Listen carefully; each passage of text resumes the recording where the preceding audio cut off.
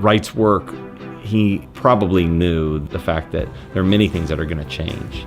There's also many things that don't change. And so we try to look for locking and engaging our buildings and our work into the permanent elements of the site, where somebody can have a greater understanding or a greater sensitivity to the desert, maybe the sensitivity to sunrise, the wonderful smell of a monsoon, the color of light as you're seeing a reverse sunset.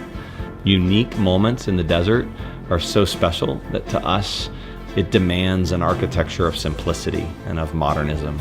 And so constantly be aware, pay attention, look, see, where's the light coming from? What's the feel of the space? What's the temperature and the acoustics and the materiality? And I think this house just has a sense of heightening one's awareness, and it keeps us educating and listening to the environments that we're in.